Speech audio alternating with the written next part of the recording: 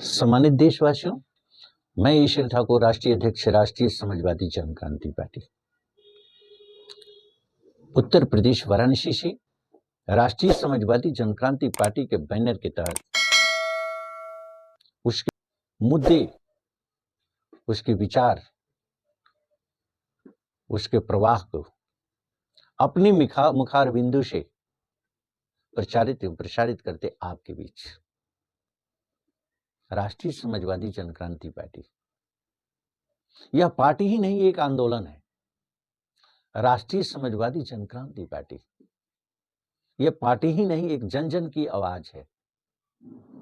राष्ट्रीय समाजवादी जन क्रांति पार्टी यह परिवर्तन के लिए एक तूफान है। राष्ट्रीय समाजवादी जन क्रांति पार्टी बेहतर एक सामाजिक संरचना के प्रबल प्रयास है। हम सवाल पूछते हैं वर्तमान सरकार से, हम सवाल उठाते हैं प्रदेश और देश की सरकार से। क्या सीधा प्रश्न की पब्लिक इंटरेस्ट के में बनने वाली रूल रेगुलेशन यानी जनहित के मुद्दे को लेकर के बनने वाली नीतियां या जनहित में होनी चाहिए या जनहित के विरोध में होनी चाहिए। मैं समीक्षा करने के लिए प्रेरित करना चाहता हूं।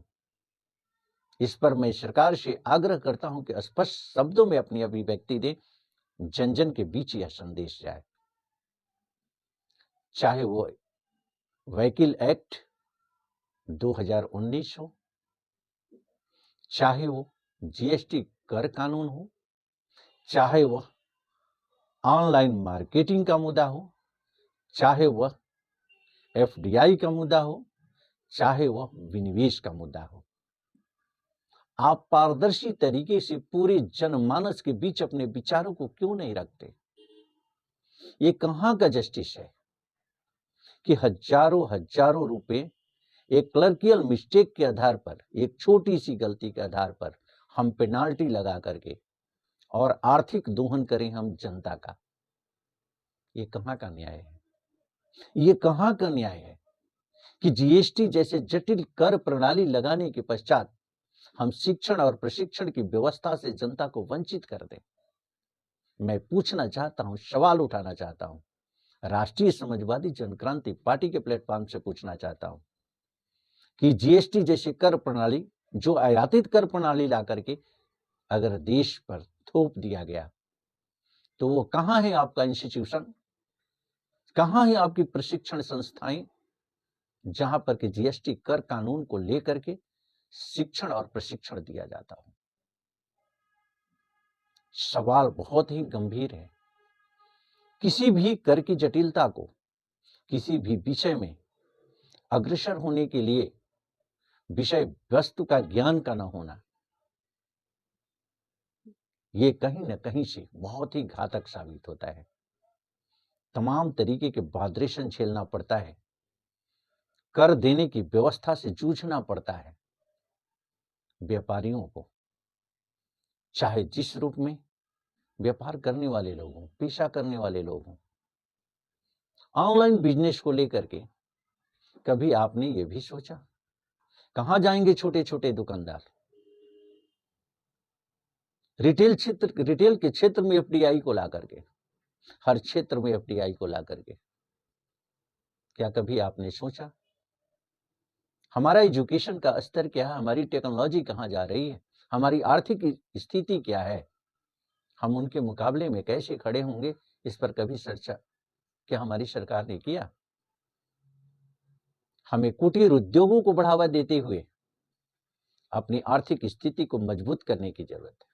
अपनी शिक्षा के स्तर में गुणवत्ता ला करके शिक्षा के स्तर को मजबूत करने की जरूरत। प्रतिस्पर्धा में आने के लिए बिना पूरी तैयारी के प्रतिस्पर्धा में अगर हम खड़े होते हैं तो हार के अलावे हमें जीत नहीं मिलती। कारण कि तमाम नीतियों पर राष्ट्रीय समाजवादी जन क्रांति पार्टी का चिंतन है कि सरकार की कहीं न कहीं से विफलता रही है। आज वो विफलता का ही दुष्परिणाम है कि पूरी तरह से सामाजिक और आर्थिक स्थिति चरमरा सी गई है। आज कोई ऐसा क्षेत्र नहीं है जहां क्राइसिस का भाव नहीं है। आज हमारी पूंजी मात्र चंद लोगों तक सिमट करके रह गई है। आर्थिक क्राइसिस से जूझता हुआ हमारा पूरा देश है। आज हमारी स्थिति आर्थिक रूप से जो जर्जर होती चली जा रही है, इसके लिए जिम्मेवार अगर कोई है तो सरकार की नीतियां।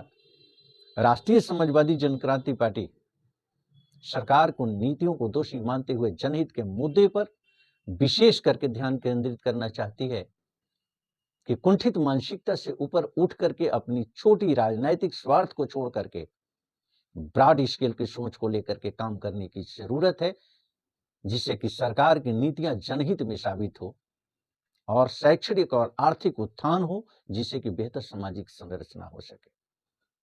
अगर ऐसा सरकार नहीं करती है तो राष्ट्रीय समाजवादी जनक्रांति पार्टी अपनी प्रबल विचारधारा को आगे बढ़ाते हुए जनता से सहयोग की अपील करते हुए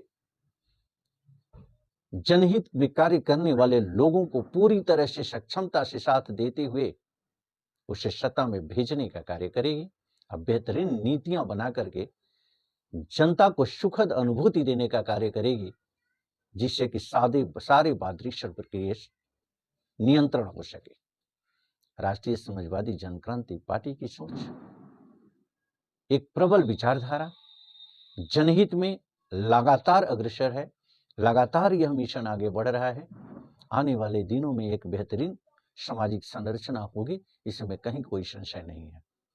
मैं चाहता हूं कि इस इनकलाब के साथ राष्ट्रीय समाजवादी जनक्रांति पार्टी की सोच प्रबल विचारधारा के साथ जन जन की आवाज जुड़े। इसी अपील के साथ मैं अपनी वाणी को विराम देता हूं। पुनः मुलाकात होगी दूसरे वीडियो में दूसरी विचारधारा के साथ। तब तक के लिए नमस्कार।